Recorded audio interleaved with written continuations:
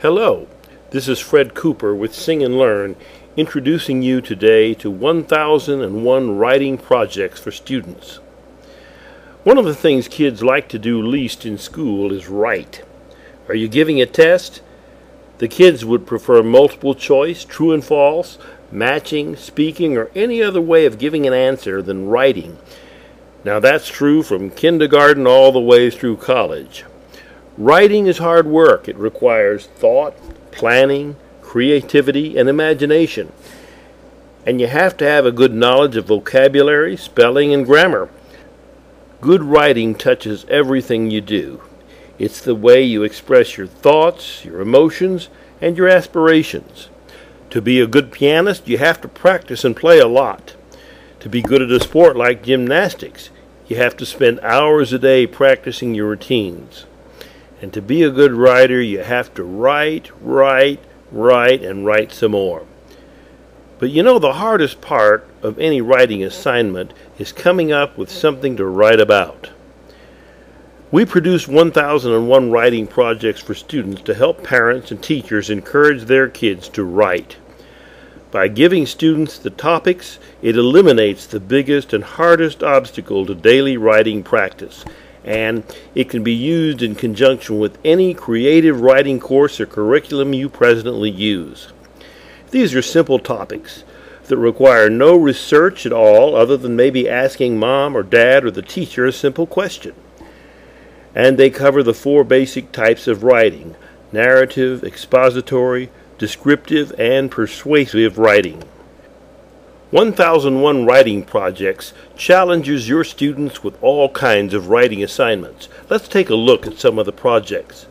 The first project in the book asks your student to describe an apple. Now that's a difficult assignment for a 7-year-old, and it's also a difficult assignment for a seasoned best-selling author. In the book, you see the stated topic, a description of the topic, and some clues to jog the imagination and make the assignment a bit easier. Now this is a descriptive writing topic. Next, let's take a look at a topic that asks your students to write instructions. In this case, it's asking them to write a recipe. The next example is a differentiation assignment asking them to explain the difference between a pencil and a pen. This requires the ability to observe and describe each of them. Every novel you read has dialogue.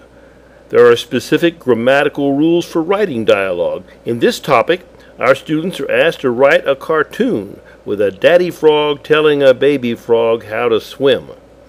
They will need to use quotation marks, commas, and paragraph separations correctly. Writing a poem is another type of topic. In this case, they will be asked to write a poem about the rain. Expressing an opinion is another kind of writing. Just look at the editorial page of a newspaper to see an example. In this topic, they are asked to write an opinion as to whether or not having stores closed on Sundays would be a good idea. It's an opportunity to express themselves either way. But what about my high school students, you say? Are there more advanced topics for them? Yes, the last 300 topics in the book are thought-provoking topics designed for them. Here's an example. A topic asking them to explain why they think people live longer today than they did a century ago. You'll note that each topic involves simply writing a paragraph, not a theme, not a research paper, not a long treatise on the subject, just a paragraph.